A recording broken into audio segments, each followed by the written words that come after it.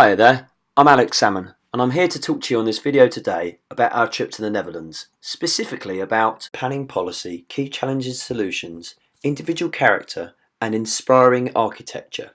Firstly, we visited Maastricht, which is a town that's focused on tourism with 5 shopping centres.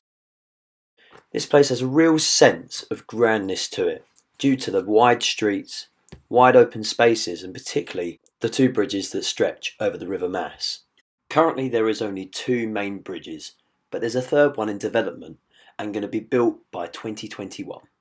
Next, we look at rejuvenation of buildings and redevelopment of brownfield sites. Planning policy prohibits any development on greenfield sites. The Sphinx building is a true representation of this. It is mixed use, as not only supplies accommodation for university students of the town, but also has a gym included, and what I like particularly is in the basement area, historical context of the building when it used to be maker of bathrooms. Each room is essentially an empty shell that is ready to be kitted out by the appropriate owner. They sell for up to £350,000 with a 70-year lease. Rotterdam has a completely different development and history in planning. Due to its bombing in World War II, it was able to completely rebuild the city to become one of the biggest known ports in Europe and indeed the world. It was redeveloped using a modernist approach. This here is the Central Market and shows brand new buildings that have a particular architectural independence to them. Also is it very useful for being a market, providing local employment to the local people, but it's also showing a massive attraction for tourism. It is also architecturally very interesting. In the 1990s there was a very high crime rate in both the Eastern Docklands and this area shown here just south of the city centre. We were informed by a local planner that here in the 1990s you would almost certainly have been shot, and since then urban rejuvenation had meant that now it is safe. Bridges like this have enabled the area to still feel edgy but also safe by increasing footfall.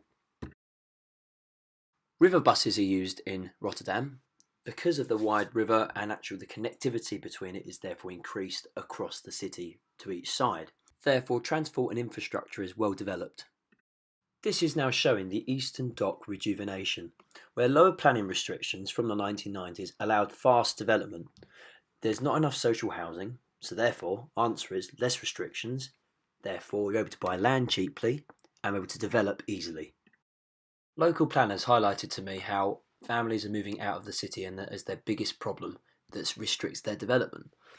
To be able to overcome this, they have lower planning restrictions and also increase the amount of parks and available space. This therefore links in with their aim to expand the city lounge, especially green area near the river.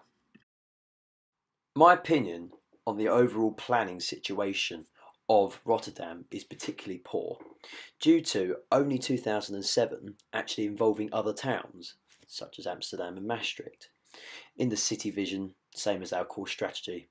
Now they have the Holland metropolitan region is all considered. Now they will see a much more sustainable development. This is an area of Amsterdam called Durgedam, and it is to the east side of the city centre. This is genuinely abandoned and has very little people living here, so any new development is completely allowed without any planning permission. In my opinion, I don't think this is always sustainable because of the inconsistency and not always putting the infrastructure in the correct place to allow sustainable development. More problems would arise from this lack of planning permission and logical structure. I think the only time that this should be alright is on non-permanent buildings. For example, the student accommodation that is made out of old shipping containers.